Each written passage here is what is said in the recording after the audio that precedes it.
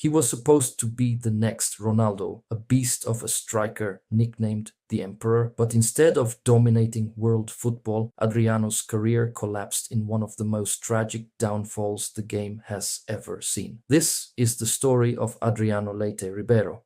Welcome back to the channel. Don't forget to like and subscribe for more incredible football stories. Today we look at a striker who had it all: power, skill, charisma, but lost it all just as quickly. Adriano blazed onto the scene with Flamengo and soon moved to Inter Milan, where he was seen as Ronaldo's heir.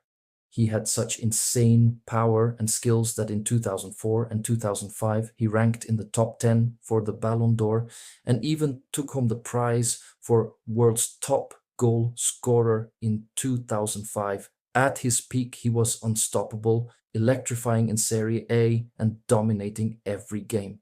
Left foot thunderbolts, a 99 shot power rating in Pro Evolution Soccer that every kid remembers, nicknamed L'Imperatore, the Emperor, by Inter fans. But then tragedy. In 2004, his father, who was his biggest supporter, suddenly passed away. Adriano was devastated. Teammates later said from that day he was never the same person. Inter tried to protect him, but personal struggles began to take over. Football was no longer his escape. It became a burden. He sank into deep depression. Alcohol became his coping mechanism, and the goal-scoring machine became inconsistent, broken. In a gut-wrenching letter published in the Players' Tribune, Adriano revealed, "Do you know what it feels like to be a promise? I know, even an unfulfilled promise. Football's biggest waste, me. I enjoy this stigma." He confessed, "I drink every other day and the other days too." That relentless self-destructive spiral, drinking became his reality. From there, the decline was rapid. He started partying heavily in Milan's nightlife scene, missed training sessions regularly, gained weight and struggled with fitness, became unpredictable, at times unstoppable on the pitch, but just as often absent or uninterested. By 2009, Inter cut ties. He went back to Flamengo, but even at home, his lifestyle caught up with him. In Brazil, Adriano's name was everywhere, not for goals, but for headlines.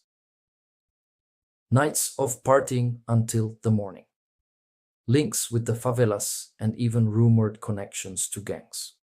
Club after club trying to revive him. Flamengo, Corinthians, Atlético Paranaense, but nothing worked. He was only in his late 20s, but physically and mentally he looked finished. By the early 2000s and 10s, Adriano was out of top-level football. Attempts at comebacks failed. Instead of being remembered as one of the greatest strikers of his generation, he became a cautionary tale of how off-field struggles can destroy even the most gifted careers. He abandoned the glamour of stadiums for anonymity back in his favela in Rio, Villa Cruzeiro. He said, "Rule number 1 of the favela, keep your mouth shut. There are no rats here. No one would snitch on me." And yet, Adriano still holds a place in football culture. To a generation of fans, he'll always be the Pro Evo legend with 99 shot power. To Inter fans, he'll be remembered for those unstoppable years. To Brazilians, he's the player who could have carried the Selecão alongside Ronaldinho, Kaká, and Ronaldo. But instead, he'll forever be the emperor who fell. A sad ending for a football icon. So, what do you think? Was Adriano's downfall inevitable, or could someone have saved his career if he had the right support?